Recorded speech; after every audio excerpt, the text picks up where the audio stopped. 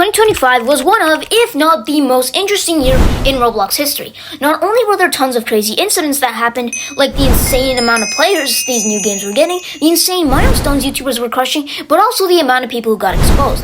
This year in particular, there were so many people who got exposed, in fact, that it seemed almost every other week that a new content creator got exposed for doing something disgusting. And in today's video, I'm going to be going over every single situation in the Roblox community. Everyone who got exposed, whether they were a YouTuber, game developer, or just another player. 2025 was a crazy year. There were tons of good things, but there were also tons of bad things. And in today's video, I'll be going over almost every single one of those situations. But before that, my name is Mighty. I make weekly Roblox documentaries, so make sure to like and subscribe if you enjoy the content. Anyways, let's get into today's video. Now, in my last video about everyone who got exposed in 2025, I go over some of the major situations regarding different individuals. But in other news in 2025, the company themselves got exposed, and there were a ton of situations I missed. Now, as the year started, the first Roblox YouTuber to get exposed was Roblox Potimer, who I've covered in 2 other videos. However, alongside Potimer getting exposed, someone called Nitro Lord, who had over 160,000 subscribers and was exposed for doing some very freaky stuff on his Twitter alt account. Now, for some background information, Nitro Lord at one point had 161,000 subscribers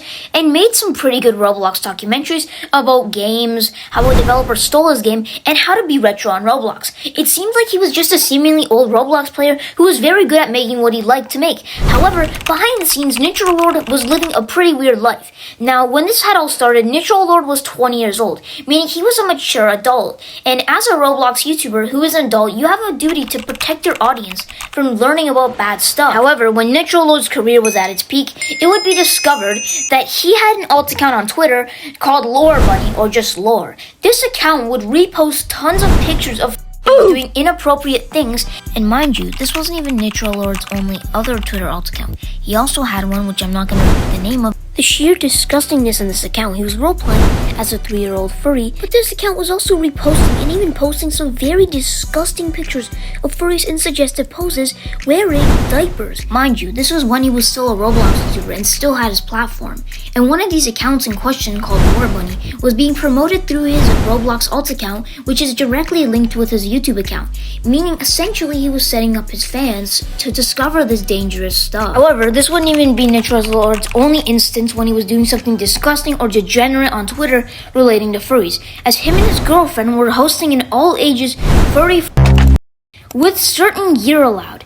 This was truly disgusting, especially considering Nitro Lord's Twitter, his Roblox, and his whole identity revolved around Roblox at this point, and the fact that he was doing such disgusting things on Twitter, openly being promoted by him and his girlfriend, was insane. And because of this, not only did he lose a lot of subscribers, he also changed his handle from Nitro Lord to Candy Wolf Gaming, and he has tried starting a new channel. However, it hasn't gone too well, and it seems like people in the Roblox community don't want to forgive Nitro Lord. Now, shortly after this situation happened, more and more members of the Roblox animation community would get exposed.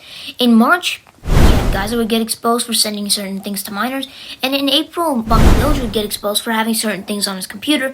However, in August, the whole Roblox Corporation would get exposed. Yeah, not a single player. The whole entire corporation would get exposed for years and years of child safety problems, and it would all originate from one player named Schlep. Schlep basically made these Roblox videos where they would catch predators and find them in real life, get them arrested, and even convicted. However, it seemed Roblox didn't like this for some reason. Rather than trying to work with Schlep or saying, hey, we don't like your content, they sent him a cease and desist, terminated all of his accounts, and were very aggressive. However, this would be the worst decision in Roblox history. Not only did Roblox lose tons and tons of media support, but they lost $12 billion in stock market. That is a lot of money, and there would be even more money to follow up. After all this backlash, Roblox realized they need to do something about the child safety problem. However, rather than coming up with a genuine idea to make this better, they introduced one of the worst updates, the age verification update.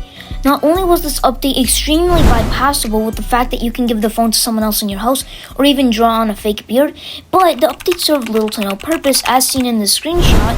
Basically, if someone gets into the wrong age group, per se someone with malicious intent, and they bring someone who's younger off platform, that just makes it more dangerous than it is right now. Now, not even into 2026, or not even when the update was released, people already backlashed it due to how easily bypassable it was. And into 2026, the update has already failed. Not only have people already found ways to bypass it, but it seems that this update once again serves little to no purpose, which I address in one of my other videos. Now, if you thought the Roblox vs. Slip situation was bad, meet Soldier Love, the owner of Forsaken, and him and his team might be one of the most disgusting teams in Roblox history.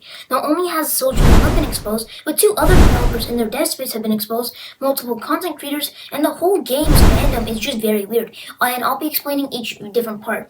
You see, the whole initial Forsaken situation started back in March when Parlo made a video called Soldier Love Situation is Sad.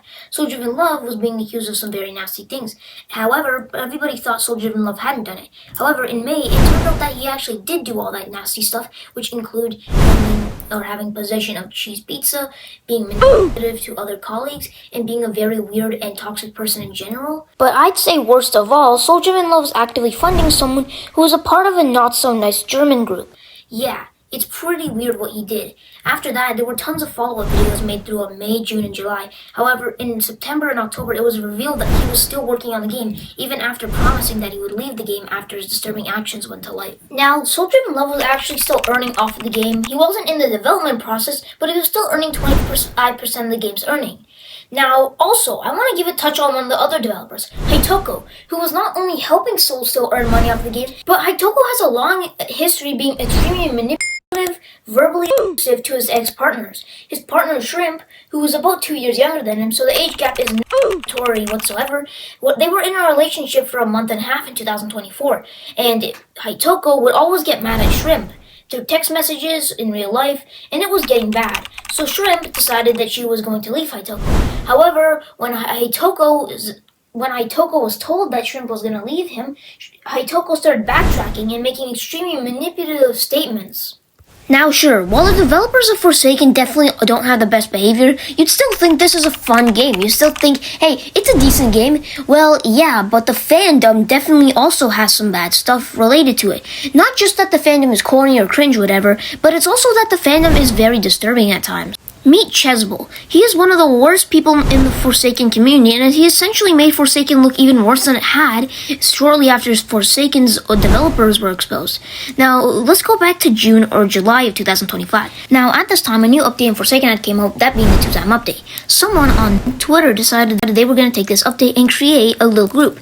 It's unknown if this group was intentionally started as a joke or as a cult. However, it was started, and immediately someone called Chesbull decided to take advantage of this. Now, Chesbull decided to create his own form of spanism that involved lots of self-harm.